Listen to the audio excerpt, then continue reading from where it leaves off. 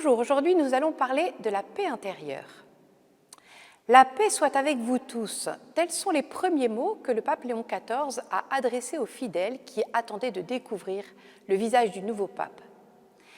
Et voici ce que Léon XIV ajoute aussitôt après. Chers frères et sœurs, c'est la première salutation du Christ ressuscité, le bon pasteur qui a donné sa vie pour le troupeau de Dieu.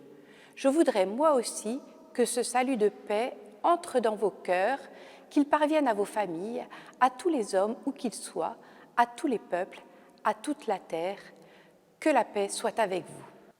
J'ai été particulièrement touchée que ce soit une salutation de paix qui nous soit d'abord adressée, parce que la paix est au cœur de la vie spirituelle pour des raisons très profondes et très théologiques que j'aimerais esquisser avec vous. Nous sommes le jour de la résurrection, réalisons ce que cela signifie pour les apôtres. Ils ont vu celui en qui ils croyaient cloué sur le bois de la croix. Ils avaient mis leur foi dans le Messie qu'ils avaient reconnu sauveur du monde, et ce Messie est mort sans qu'il ne se soit rien passé politiquement autour d'eux. Israël est toujours occupé par les légions romaines, et maintenant, ils craignent pour leur vie et se cachent au cénacle. Pourquoi n'infligerait-on pas aux disciples ce que l'on a fait subir au maître ? Ils ont peur, ils sont angoissés. Pierre a même renié son maître, il porte cela sur sa conscience. N'avons-nous pas là un bon résumé de ce qui peut troubler un cœur humain ?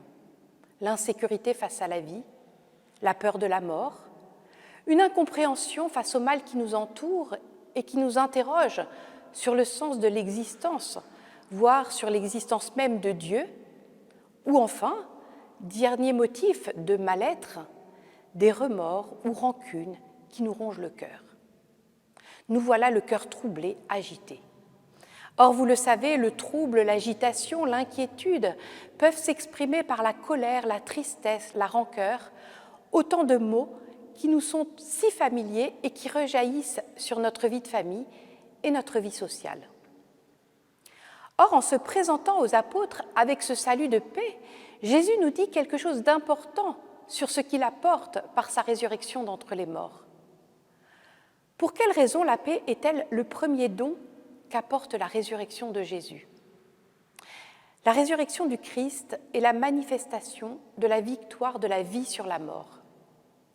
La mort est ce qui semble le plus définitif dans la vie d'un être humain. C'est ce qui fondamentalement est la cause de toutes nos insécurités, de nos peurs et de nos angoisses.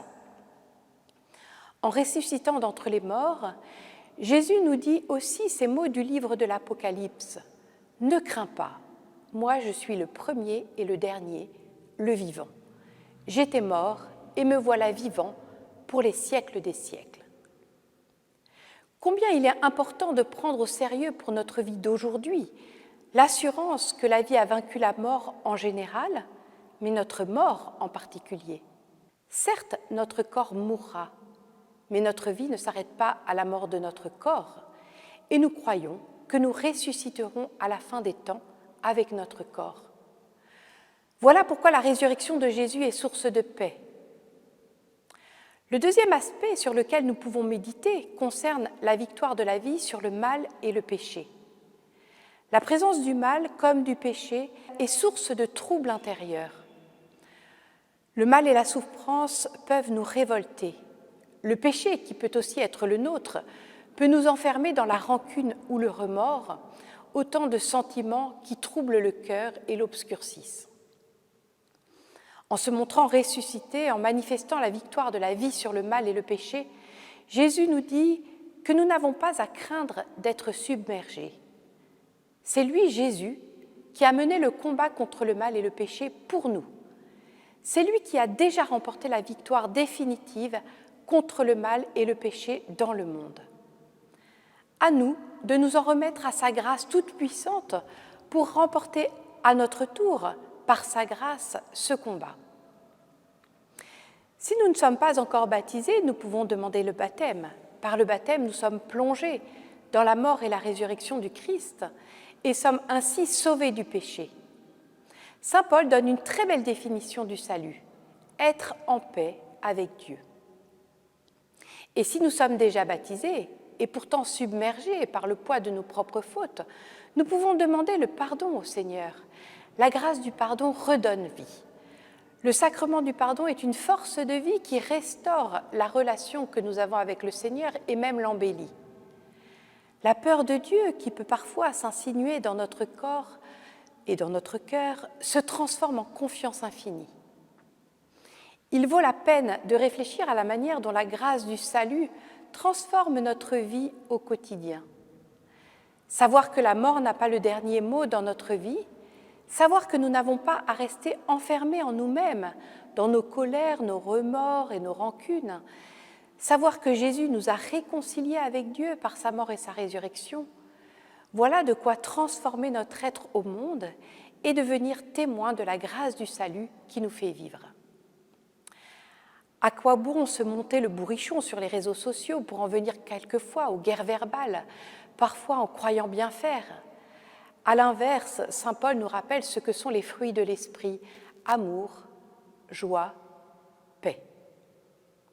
La paix que nous souhaitons pour notre monde et que le pape Léon XIV nous appelle à vivre en premier lieu dans nos familles est à chercher d'abord en nous-mêmes. Cette paix intérieure est une grâce qui se reçoit personnellement de Dieu lui-même en Jésus. C'est un don à recevoir pour devenir à notre tour artisans de paix pour notre monde qui en a tant besoin. Je vous dis à bientôt.